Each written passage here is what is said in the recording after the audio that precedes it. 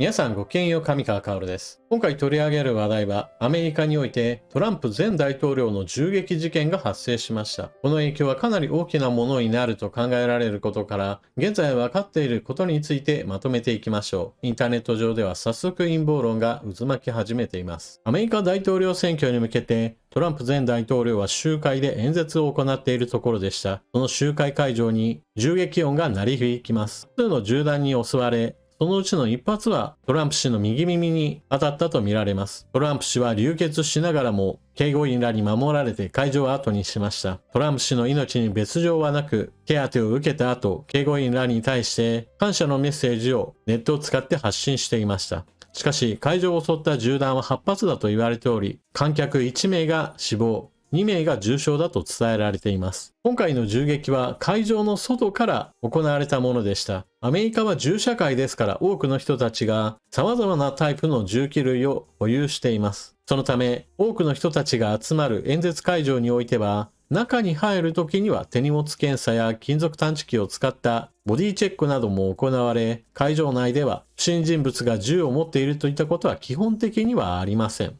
しかし、今回は警護体制に不手際があったのではないかと指摘されています。今回銃撃を行った犯人は、距離にして140メートルしか離れていなかった場所に陣だったとみられます。演説会場真裏にある建物の上には警護要員が配置されていました。しかし、画面上部の建物、その屋根には警護の人間はいませんでした。犯行後の報道を見ると、この建物にはしごがかけられ、この屋根の上に犯人が銃を携えてやってきていました。ここからの銃撃、そしてその後の警護側の狙撃手によって犯人はその場で射殺されました。しかし、犯人が屋根の上に登って銃を構えているといった場面については目撃者がいて多くの人たちがあれは何だとちょっとした騒ぎになりました。この目撃者の人たちが捉えた映像には警護側からのカウンターショットによって犯人が殺害されたものとみられる状態も映っていました。現場でインタビューに答える目撃者の一人、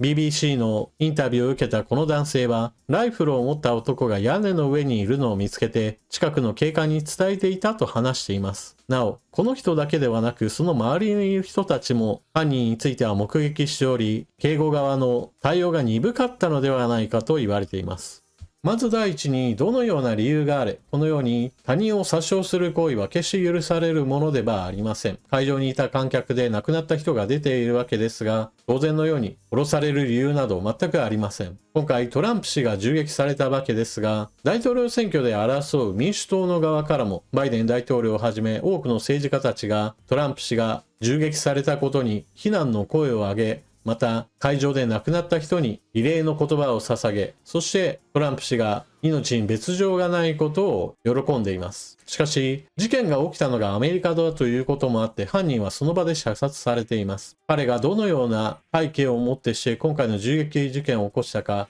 真相についてはおそらく判明することはないでしょう。彼が何らかの組織に所属しているのかどうかすらも判明するかはわかりません。もしもどこの組織とも関わりのない彼自身が頭の中だけで計画を立案し、そして実行したという可能性があるので、その場合においては誰であろうとも彼の動機については決してわからないことになってしまうのです。ただこの点についてはちょっと仕方ない面があるでしょう。今回の銃撃事件、報道によれば8発の銃弾が会場を襲ったとされていますから、彼が予備の弾倉を持っていればもっともっと多くの銃撃をこの会場に行った可能性があるわけです。最初の銃撃で負傷したトランプ氏ですが、その後もさらに追い打ちの銃撃があった場合においては、警護の人たちともども殺害されていた危険性すらあったのです。そのようなことを考えれば、警護側の狙撃手が犯人をその場で射殺したというのは、私は妥当な判断だったと思います。ただし同時に、警備側の不手際については、これから追及される可能性が十分あります。そもそも、狙撃できるポイントには、最初からある程度の警備の人間を配置しておけば、今回のような事件は発生しませんでした。しかも、建物はそれほど遠くはなく、むしろ間近の建物の屋根の上に犯人が登ってきたのですから、本来であればそこにも警護側の人間が配置されているべきでした。また、目撃者の人たちが、あれは何だとすぐに気づいたといった点に対しても、対応が遅れた可能性については検証されるポイントとなるでしょう。そして、このような事件が起こった時には必